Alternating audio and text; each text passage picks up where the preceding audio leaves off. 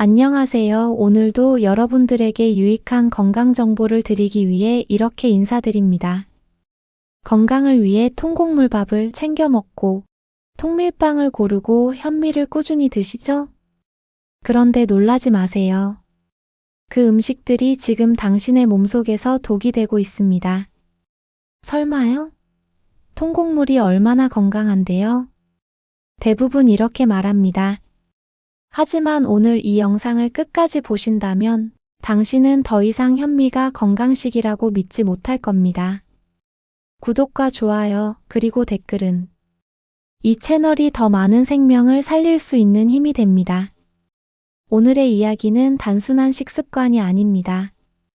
우리가 평생 믿어온 잘 먹는 법이 사실은 몸을 병들게 하고 있다는 충격적인 진실입니다. 통곡물밥이 몸에 좋은 이유는 맞다. 하지만 현미와 통밀, 귀리, 보리, 도정을 덜해서 영양소가 풍부하다는 건 사실입니다. 비타민, 미네랄, 식이섬유, 백미보다 훨씬 많죠. 그런데 그 좋은 영양소가 몸에 들어오지도 못한다면 이야기가 달라집니다. 음식이 약이 되려면 반드시 조건이 하나 있습니다. 몸에 흡수되어야 약이 됩니다. 소화되지 않고 그냥 대장으로 흘러간다면 그건 약이 아니라 부패물입니다. 통곡물은 껍질이 단단하고 입자가 커서 분해가 어렵습니다. 위에서 완전히 소화되지 못한 채 그대로 장 속으로 들어가 버리면 그 안에서 온도 섭씨 40도의 장 속에서 하루 이틀 동안 썩어갑니다. 그 부패 과정이 바로 독을 만든다. 통곡물의 잔여물은 대장 안에서 부패하면서 가스를 만들고 염증을 일으킵니다. 결국 그 염증이 면역 체계를 무너뜨립니다. 이건 단순히 소화불량이 아닙니다. 면역을 무너뜨리는 시작점입니다. 우리나라가 전 세계 대장암 발생률 1위라는 사실 알고 계셨나요? 그 원인 중 하나가 바로 이겁니다. 좋은 음식을 먹었지만 소화되지 않은 채 썩어가는 음식들. 그게 장을 병들게 하고 결국 면역을 흔들고 암의 위험을 키웁니다. 건강식이 독이 되는 이유는 먹는 속도다. 문제는 음식이 아닙니다. 어떻게 먹느냐입니다. 통곡물밥을 아무리 좋은 재료로 지었다 해도 그걸 빨리 삼켜버리면 몸은 그걸 처리할 시간을 갖지 못합니다. 우리 입안에는 탄수화물을 분해하는 효소인 아밀라아제가 있습니다. 이 효소는 침에 들어 있습니다. 즉, 씹을 때만 나옵니다. 하지만 대부분의 사람들은 밥을 10번도 씹지 않습니다. 현미와 통밀은 백미보다 훨씬 단단한데도 씹지 않고 넘겨버리죠. 그 결과 입에서는 분해가 되지 않고 위에서도 절반밖에 소화되지 않은 채 그대로 대장으로 내려가 버립니다. 거기서 썩습니다. 그 썩는 과정에서 나오는 가스와 독소가 장 점막을 자극하고 염증을 일으킵니다. 그리고 그 염증이 면역력을 떨어뜨리고 암을 부르는 환경을 만듭니다. 나는 건강하게 먹고 있다는 착각. 통밀빵, 현미밥, 잡곡밥. 나는 건강하게 먹고 있어. 많은 사람들이 그렇게 말합니다. 하지만 진짜 건강한 사람은 나는 천천히 먹고 있어. 이렇게 말합니다. 음식의 질보다 먹는 속도와 방식이 훨씬 중요합니다. 왜냐면 음식의 영양은 소화라는 문을 통과해야만 우리 몸에 들어오기 때문입니다. 그 문을 통과하지 못하면 그건 단지 몸속의 쓰레기가 됩니다. 한국인이 대장암 1위인 이유. 한국인의 식습관을 보면 답이 보입니다. 빨리 먹고 많이 먹고 또 자주 먹습니다. 입은 제대로 씹지 않고 장이 대신 그 일을 떠맡습니다. 결국 장은 늘 피로합니다. 그리고 우리 몸의 70% 면역세포가 모여있는 곳이 바로 장입니다.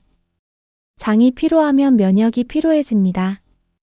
면역이 피로해지면 암이 자랍니다. 결국 통곡물밥이 문제인 게 아닙니다. 그걸 빨리 먹는 우리의 습관이 문제입니다. 우리가 음식을 약으로 먹는 게 아니라 속도로 먹고 있는 것. 그게 대한민국을 대장암 1위 나라로 만든 주범입니다. 이제 진짜 이야기가 시작됩니다. 도대체 약이 되는 통곡물은 어떻게 먹어야 하는 걸까? 천천히 씹는다는 게 단순히 예절이 아니라 면역을 살리는 과학이라는 사실, 그리고 장이 건강해지면 마음까지 달라지는 놀라운 이유. 2부에서 알려드리겠습니다. 한 끼를 바꾸면 인생이 바뀝니다. 1부에서 말씀드렸던 그 충격적인 사실, 통곡물밥이 독이 된다. 그건 틀린 말이 아닙니다. 하지만 동시에 가장 완벽한 약이 될 수도 있습니다. 그 차이를 만드는 건 단 한 가지, 씹는 속도입니다. 통곡물은 과학적으로 가장 완벽한 음식. 현미, 통밀, 귀리, 보리. 모두 영양이 풍부하고 비타민 B군과 미네랄, 식이섬유가 가득합니다. 백미로 바꾸면 영양이 5밖에 남지 않지만 현미에는 100이 들어 있습니다. 즉, 통곡물 자체는 완벽한 음식입니다. 문제는 그 완벽함을 흡수할 준비가 우리에게 되어 있지 않다는 겁니다. 단단한 껍질, 거친 식감. 이건 시간을 들여 먹으라는 자연의 신호입니다. 그런데 우리는 너무 빨리 먹습니다. 입이 해야 할 일을 위와 장이 대신하고 있습니다. 결국 위는 늘 부담을 받고 장은 썩은 음식 찌꺼기와 싸워야 하죠. 이 싸움이 오래되면 면역 체계가 무너지고 그 끝에 암이 기다립니다. 씹는 것은 단순한 행위가 아니다. 씹는다는 건 단순히 음식을 부수는 일이 아닙니다. 씹는 순간 침이 분비됩니다. 침에는 아밀라아제가 들어 있습니다. 이 효소가 통곡물 속 탄수화물을 분해해 포도당으로 바꿔줍니다. 이 과정이 없으면 음식은 포도당이 되지 못하고 그냥 썩는 덩어리가 됩니다. 그뿐만이 아닙니다. 씹는 행위는 뇌를 자극해 세로토닌을 증가시킵니다. 세로토닌은 행복 호르몬입니다. 그래서 천천히 씹는 사람은 마음이 차분하고 우울이 적습니다. 즉, 씹는 행위는 면역과 정신 건강을 동시에 살리는 자연 치료법입니다. 입이 게을러지면 장이 병든다. 우리 입속에는 32개의 치아가 있습니다. 그중 20개가 어금니입니다. 왜 이렇게 많은 어금니가 있을까요? 씹어라는 뜻입니다. 하지만 우리는 씹지 않습니다. 마시듯 먹고 삼키듯 넘깁니다. 그래서 입의 역할을 췌장이 대신합니다. 췌장은 원래 보조기관입니다. 하지만 요즘 사람들은 입이 해야 할 일을 췌장에게 떠넘기고 있죠. 그 결과가 뭘까요? 당뇨, 췌장염, 소화장애, 그리고 면역 저하. 이건 모두 입의 게으름에서 시작됩니다. 빨리 먹으면 병이 되고 천천히 먹으면 약이 된다. 먹는 속도가 생명을 바꿉니다. 빨리 먹으면 음식이 위를 꽉 채워 센서가 배부름을 느끼기도 전에 식사가 끝나버립니다. 그럼 위는 늘 과로하고 소화가 덜 된 음식은 장으로 내려갑니다. 반대로 천천히 먹으면 15분쯤 지나 위 센서가 작동합니다. 그만 먹어도 된다.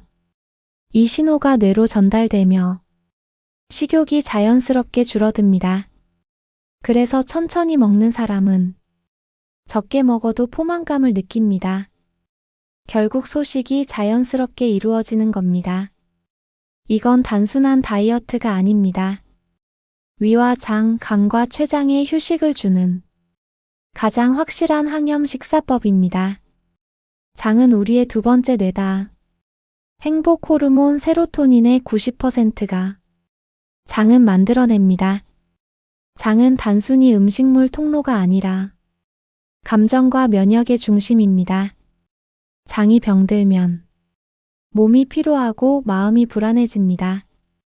그래서 장을 건강하게 만드는 첫걸음이 바로 천천히 많이 씹는 것입니다. 그 한 끼가 몸의 면역을 살리고 마음을 평온하게 바꿉니다. 음식이 약이 되려면 속도를 바꿔라. 이제 질문을 바꿔야 합니다.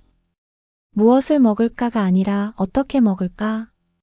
현미, 통밀, 잡곡밥이 몸에 좋은 건 맞습니다. 하지만 그것을 20번 이상 씹을 때만 약이 됩니다. 5번, 10번만 씹고 넘긴다면 그건 몸에 좋은 음식이 아니라 면역을 무너뜨리는 독이 됩니다. 건강한 밥상은 비싼 음식이 아니라 천천히 먹는 식탁입니다. 잘 먹는다는 건 많이 먹는 것도 맛있는 것도 아닙니다. 내 몸이 흡수할 만큼만 먹는 것. 그게 진짜 잘 먹는 것입니다. 결론 내가 먹는 것이 곧 내 몸이다. 현대인에게 필요한 건 새로운 슈퍼푸드가 아닙니다. 이미 우리 식탁 위에는 충분한 영양이 있습니다. 부족한 건 속도 조절입니다. 천천히 먹는 사람은 장이 건강하고 장은 면역을 키우며 면역은 암을 막고 결국 마음이 편안해집니다. 통곡물은 독이 아니다. 당신의 급한 숟가락이 독이다. 오늘 저녁부터는 한 숟가락 덜고 한 번 더 씹어보세요. 그 작은 변화가 당신의 세포를 바꿀 겁니다. 오늘 영상이 도움이 되셨다면 구독과 좋아요 그리고 댓글로 당신의 건강한 변화를 함께 나눠주세요. 천천히 씹는 습관, 그게 바로 당신의 최고의 의사입니다.